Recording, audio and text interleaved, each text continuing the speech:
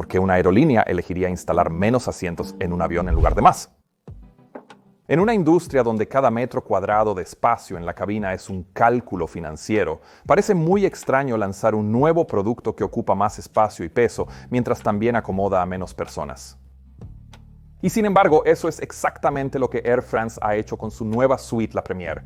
En lugar de apretar unas cuantas filas extra, la aerolínea de bandera francesa ha ido en la dirección opuesta, dando a cada pasajero de primera clase aún más espacio, más privacidad y más atención que nunca antes. Y no actúan en solitario. Las aerolíneas a nivel mundial están realizando apuestas similares. Ya sea Air France en Europa, Emirates en el Golfo o Delta en los Estados Unidos, hay un cambio creciente alejándose de los asientos económicos de alta densidad hacia configuraciones premium, como la clase ejecutiva, primera clase, e incluso estas nuevas super suites de negocios. Y las aerolíneas están haciendo esto en un momento de incertidumbre global. Los precios del combustible, la inflación y los patrones de demanda inestables normalmente empujarían a las aerolíneas a jugar a lo seguro, maximizando la capacidad. Pero en cambio, ahora están apostando por un número menor de pasajeros que pagan más. Entonces, ¿qué hay detrás de esta tendencia? ¿Es temporal o se puede esperar que dure? Y si los viajes aéreos se vuelven más lujosos que nunca, ¿qué significa todo esto para los pasajeros que no pueden permitírselo? Bueno, comencemos por analizar la economía básica detrás de todo esto. Ahora, obviamente las aerolíneas no ganan dinero con el espacio vacío, lo hacen vendiendo asientos. Entonces, ¿por qué alguien quitaría 50 asientos de clase económica solo para poner unos pocos módulos más de clase ejecutiva? Bueno, la respuesta es bastante simple. Como siempre, es porque esos asientos generan mucho más dinero. Un punto clave para recordar aquí es que la industria de las aerolíneas generalmente no genera ganancias muy grandes. Incluso en un buen año, la mayoría de las aerolíneas solo ganan unos pocos centavos por cada dólar ingresado. Entonces, por ejemplo, en el año 2024, el margen de beneficio operativo promedio global fue de solo 6.4. Lo justo para satisfacer a los inversores y que las flotas sigan volando. En márgenes estrechos, las grandes ganancias provienen de la parte delantera del avión, no de la clase económica. Y no estoy hablando de los pilotos aquí tampoco, aunque algunos de mis colegas podrían objetar. De todos modos, antes de la pandemia, los pasajeros premium, es decir, quienes viajaban en clase ejecutiva o primera clase, representaban solo alrededor del 5% de los viajeros internacionales. Pero según analistas de la industria, ese 5% aportó cerca del 20% de los ingresos globales de la aerolínea. En las rutas internacionales de largo recorrido, el número aumentó hasta casi el 30%. Así que, aunque la mayoría de los pasajeros viajan en clase económica, es ese pequeño grupo de personas en la parte delantera el que hace la mayor diferencia financiera. En otras palabras, toda esta estrategia de construir cabinas con un fuerte enfoque premium se trata de supervivencia y beneficios a largo plazo. Básicamente, vender menos asientos pero venderlos por mucho más. En un negocio donde ahorrar unos pocos dólares por asiento puede marcar la diferencia entre ganancias y pérdidas. Para muchas aerolíneas, los pocos pasajeros que pueden pagar estos asientos podrían determinar si el año es rentable o no. Pero las aerolíneas no solo están intentando venderte un asiento elegante aquí. En realidad, están revendiendo una experiencia completa. Desde el momento en que entran en la terminal, los pasajeros premium son cortejados con mostradores de facturación privados, líneas de seguridad dedicadas, salones exclusivos e incluso escolta personal hasta la puerta. Y a bordo, ese mismo lujo continúa con camas altas y planas, comidas de varios platos, amenidades seleccionadas e incluso flores en los baños. Para aerolíneas como Delta, United, Air France o Emirates, ahora no se trata solo de llevarte de A a B. Se trata de crear una experiencia de viaje fluida y de alto nivel que justifique esa elevada etiqueta de precio. Y es elevado. Un asiento típico de clase ejecutiva en un vuelo de larga distancia puede costar entre 3 y 6 veces más que un boleto de clase económica en el mismo vuelo, y a veces incluso más dependiendo de la ruta. Y en primera clase, el múltiplo puede subir hasta 10 o incluso 15 veces, lo que puede sonar genial para la aerolínea, pero no es tan simple. Verás, estos asientos no solo cuestan más para el pasajero, también le cuestan mucho más a la aerolínea. Un asiento de clase ejecutiva moderno, especialmente en la variedad de acceso a todos los pasillos y completamente reclinable, puede costar de $100,000 a $350,000 por unidad.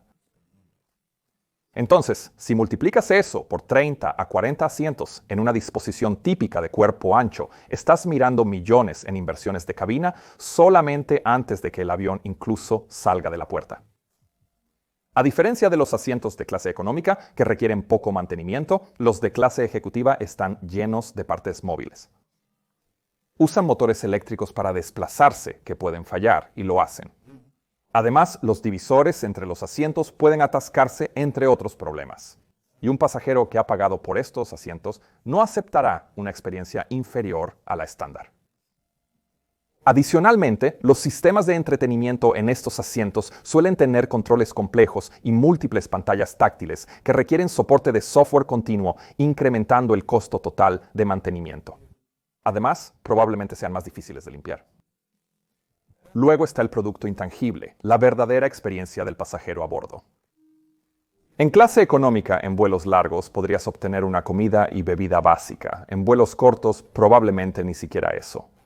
Pero en clase ejecutiva, los pasajeros esperan una experiencia de comedor de servicio completo al estilo de un restaurante con menú a la carta, además de kits de amenidades de diseñador, alcohol premium y a veces incluso camas completas con cubrecolchones y pijamas de cortesía. Nada de eso es barato. Y no solo la comida y el kit cuestan dinero, también las personas que trabajan allí. Las cabinas de clase ejecutiva y primera clase requieren mucho trabajo.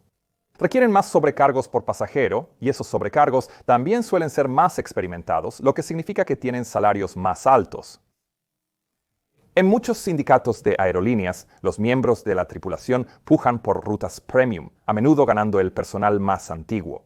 Para la aerolínea, esto implica utilizar a su personal más costoso para atender a los clientes más demandantes. Esto es parte de la experiencia. Los pasajeros esperan un servicio de primera cuando han pagado miles por asiento. Pero como dije, este costo tiene que ser considerado en esa ecuación. Aún así, incluso con esas advertencias, la economía de los viajes premium definitivamente funciona. Pero solo cuando se hace correctamente. Entonces, ¿qué significa eso? Bueno, resulta que las aerolíneas deben pensar cuidadosamente cómo implementan estos servicios. Y cuando mi equipo investigó esto, rápidamente notamos que no todas las historias sobre viajes premium se cuentan de la misma manera. De hecho, el tono y el ángulo de una fuente pueden variar dramáticamente dependiendo de quién lo esté escribiendo. Y ahí es donde el patrocinador de hoy, Ground News, fue de gran ayuda. Y puedes ver a qué me refiero siguiendo en ground.news/mentour. Cuando buscamos la Premier Suite en Ground News, recuerda que es el nuevo producto premium de Air France, apareció esta historia específica con más de 30 artículos. Y con un vistazo rápido, podemos ver que el 40% está cubierto por conglomerados de medios y ninguno proviene de noticias independientes. Esto implica que la forma en que se presenta esta historia puede diferir significativamente según dónde la leas. Hagamos una comparación. El inclinado a la izquierda Le Monde titula la historia como Air France lanza una nueva primera clase para capturar el crecimiento de los viajeros de ocio adinerados utilizando un tono neutral enfocado en los negocios. Mientras que el inclinado a la derecha Le Figaro adopta un enfoque más llamativo con Air France, renueva su primera clase para seducir a los turistas ricos, utilizando un lenguaje más emocional y provocativo, destacando el lujo e invitando a una reacción más fuerte. Ground News es una potente herramienta de investigación que brinda mucho más contexto del que un solo artículo podría ofrecer. Y ahora incluso hay un feed de Mentour con todas las historias de aviación, Boeing y tecnología que cubro. Si estás cansado de los titulares amarillistas, te sugiero que les eches un vistazo. Y puedes hacerlo escaneando este código QR o visitando ground.news/mentour. Eso te dará un 40% de descuento en el mismo plan que uso, por solo $5 al mes. Apúrate, la oferta es por tiempo limitado. Gracias, Ground News. Volvamos a la historia. Cuando las aerolíneas lo hacen bien, una cabina de clase ejecutiva llena puede generar más ingresos que el resto del avión junto. Y cuando tomas en cuenta el ángulo de lealtad, las alianzas con tarjetas de crédito, los programas de viajero frecuente, el acceso a salas exclusivas y los niveles élite, los pasajeros premium aportan mucho más a la rentabilidad de lo que su número sugiere. Por eso las aerolíneas están dispuestas a correr este riesgo. Sí, los asientos son costosos y la comida y el servicio también les sale más caro. Pero si realmente puedes llenar esos asientos y mantener a esos pasajeros volviendo, bueno, entonces la recompensa vale la pena. Especialmente en un mundo donde los viajeros de ocio ahora están dispuestos a derrochar y los viajeros de negocios están regresando lentamente con a veces menos restricciones de presupuesto de las que tenían antes. Este cambio hacia cabinas premium no es solo acerca de lujo, es acerca de resiliencia. En un mundo post-COVID, donde las aerolíneas no siempre pueden contar con cabinas económicas llenas, en cambio, están redoblando esfuerzos en los pasajeros que pagan más. Ahora, mientras que la lógica de negocio de las cabinas premium podría ser universal, la forma en que las aerolíneas lo abordan depende mucho de dónde en el mundo estás volando, o al menos solía ser así. Empecemos con las aerolíneas del Golfo como Emirates, Qatar Airways, Etihad y próximamente Riyadh. Estas aerolíneas no solo ofrecían un servicio premium como extra, sino que construyeron su identidad en torno a ello. Desde el inicio, el lujo fue parte de su estrategia. Apoyadas por gobiernos con bolsillos profundos y gracias a su posición estratégica, las aerolíneas del Golfo convirtieron sus aeropuertos de origen en centros de transferencia globales. Y la forma en que atrajeron a los pasajeros no fue con precios bajos. En cambio, fue con duchas de mármol a 40,000 pies de altura. Toma como ejemplo los Airbus A380 de Emirates. La mayoría de estos están equipados con 90 asientos premium, 14 en suites privadas de primera clase y 76 en clase ejecutiva, además de un bar lounge completo, lo que significa que toda la sección de arriba es premium. En el momento en que surgieron, este era el tipo de producto con el que solo podían soñar los pasajeros que viajaban con aerolíneas estadounidenses o europeas. Y el mensaje del Golfo fue claro. Los pasajeros premium no solo eran bienvenidos, eran apreciados y buscados. Lo mismo pasó con las aerolíneas líderes de Asia. Singapore Airlines, Cathay Pacific, Japan Airlines y ANA han sido durante mucho tiempo sinónimos de un servicio meticuloso y cabinas ultra premium. El nuevo Airbus A351 de Japan Airlines, por ejemplo, cuenta con una suite enorme en primera clase y por primera vez en una aerolínea japonesa, puertas corredizas en clase ejecutiva. Las aerolíneas están trabajando duro para atraer a personas dispuestas a pagar extra por exclusividad en lugares con alta demanda de viajes de negocios. Y esto tampoco es algo completamente nuevo. Aerolíneas como EVA Air en Taiwán han estado ofreciendo economía premium desde tan atrás como en los años 90, mientras que otras en la región solo se dieron cuenta décadas después.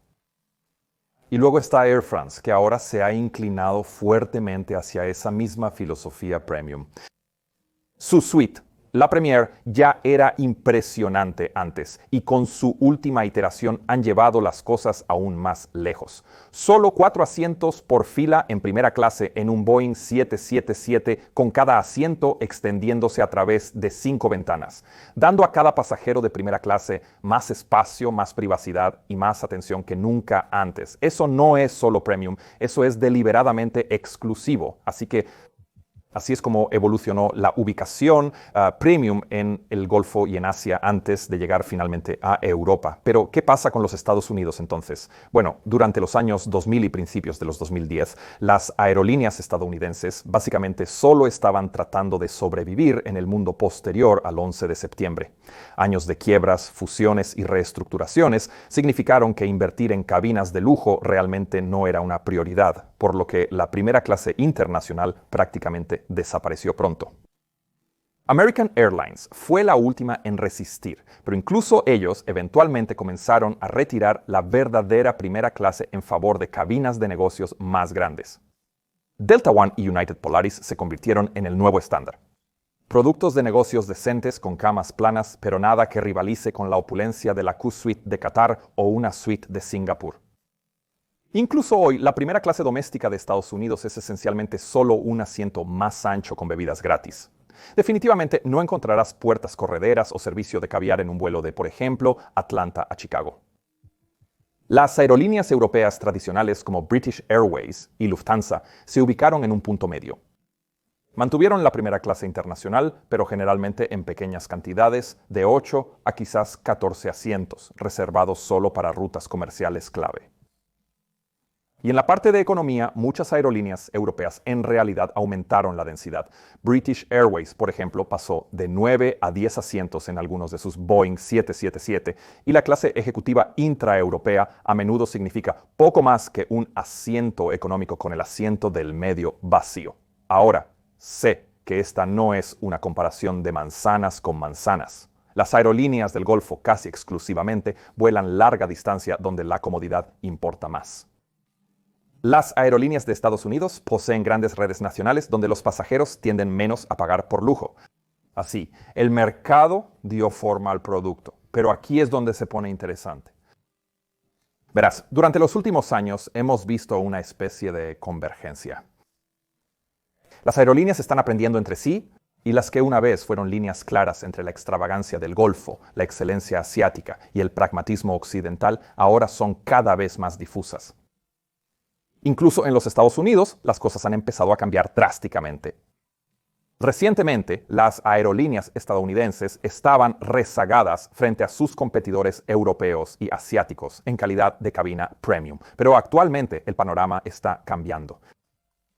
Toma United, por ejemplo. En los últimos años han embarcado en un programa masivo de remodelación de flota bajo lo que llaman el Plan United Next. Prácticamente todos los aviones de fuselaje ancho en su flota han sido mejorados con nuevos asientos de clase empresarial Polaris, incluyendo suites de acceso a todos los pasillos reclinables que son más grandes y privadas que cualquier cosa que la aerolínea haya tenido antes. Y crucialmente también son consistentes. Así que ya sea que vueles de Newark a Londres o de San Francisco a Tokio, es probable que te encuentres con el mismo producto. United también marcó un hito con sus salones Polaris, destinados a pasajeros ejecutivos en vuelos de largo alcance. Estos ahora ofrecen alta cocina, duchas y una verdadera experiencia de lujo previa al vuelo. Y luego está Delta. Delta One fue introducida, una suite con puertas corredizas, siendo la primera en una aerolínea de Estados Unidos. Una señal clara de que querían jugar en la misma liga que Air France o Qatar Airways. Y funcionó. Pero Delta no se detuvo ahí. Su cabina Premium Select es la versión de Delta de la economía Premium, que es un mundo aparte de los asientos extra para las piernas en vuelos domésticos. Estos asientos, en cambio, ofrecen asientos más anchos con espacio extra, más reclinación, comidas mejoradas y servicio de cabina dedicado, cerrando la brecha entre la parte delantera y trasera del avión. Y personalmente creo que estos asientos probablemente son la mejor relación calidad-precio que puedes obtener en este momento.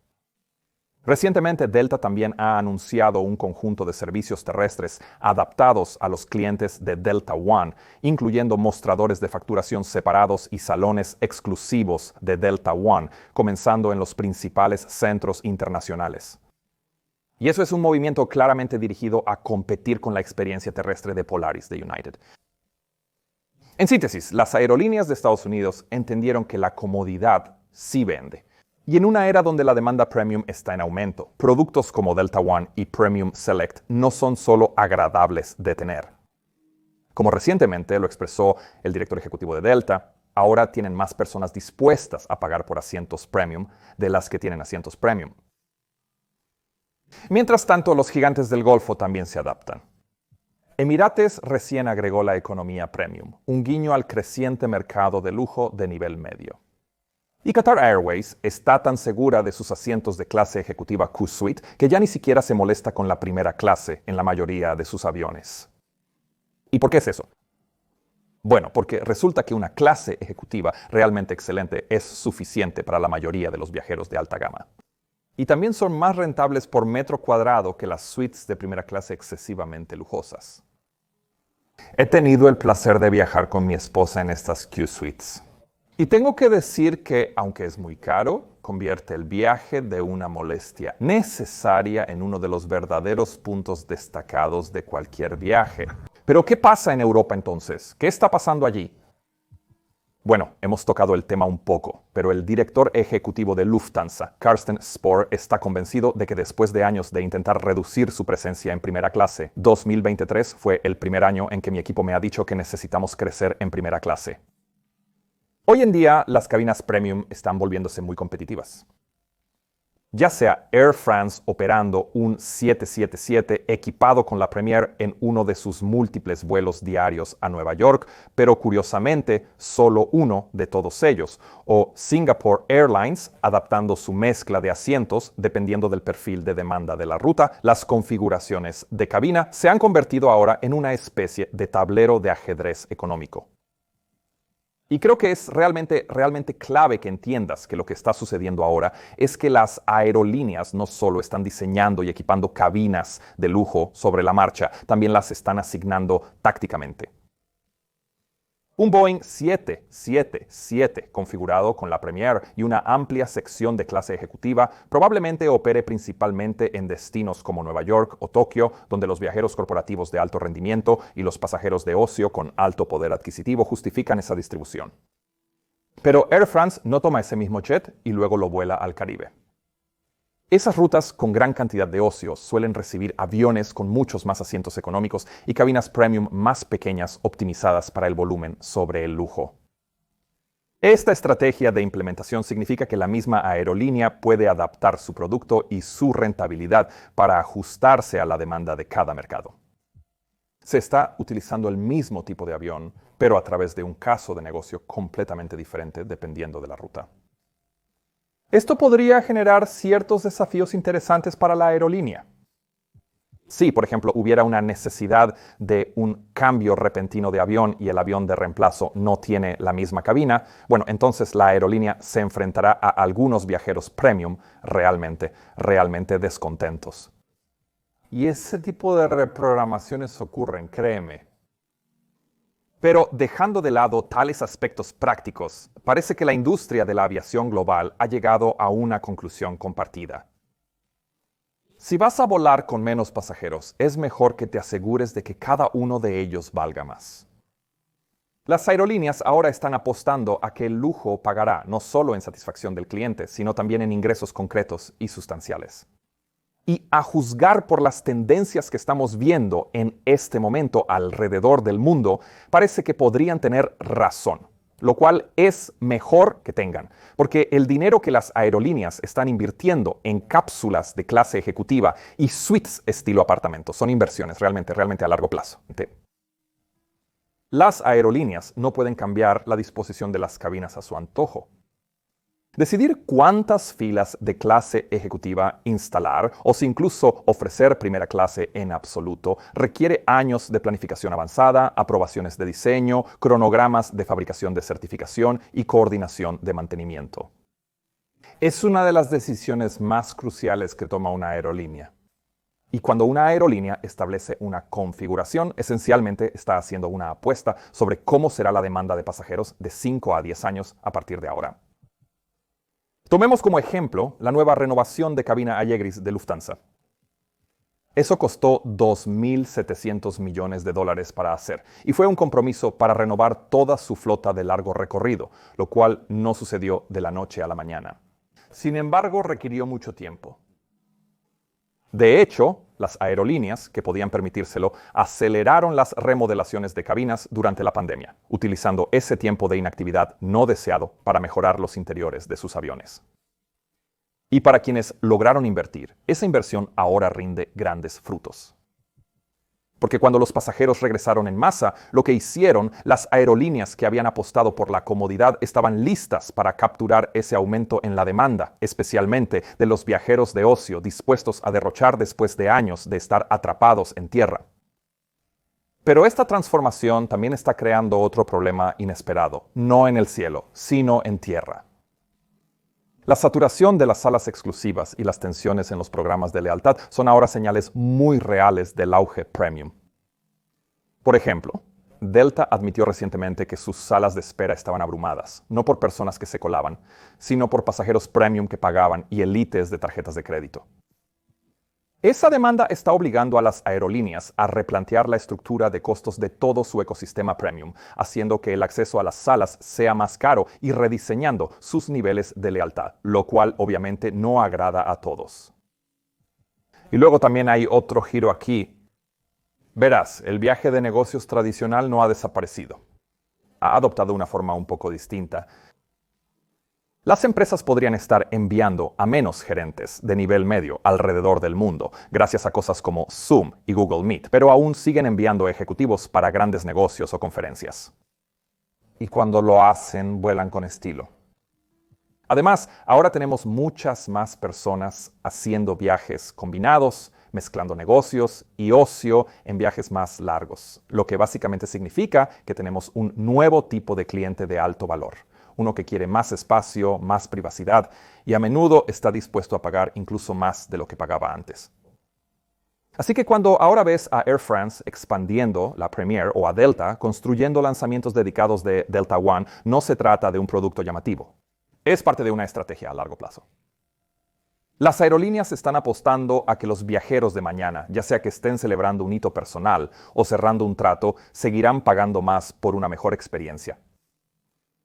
Lamentablemente, para los viajeros en clase económica, la reducción de asientos económicos, especialmente en vuelos de larga distancia, implica que más pasajeros compiten por menos asientos disponibles.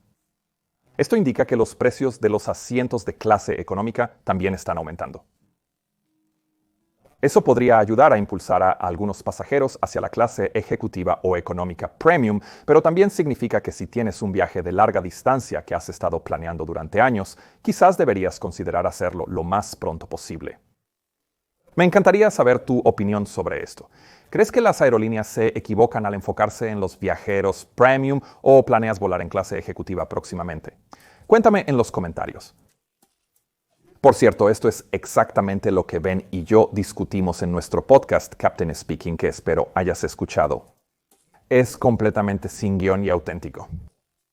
Y realmente me encanta hacerlo.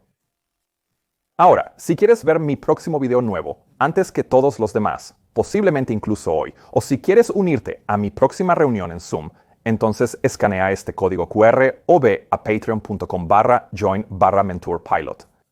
Me encantaría verte allí. Que tengas un día absolutamente fantástico donde quiera que estés y nos vemos la próxima vez. Adiós, Pachi, Ben, di adiós, di adiós.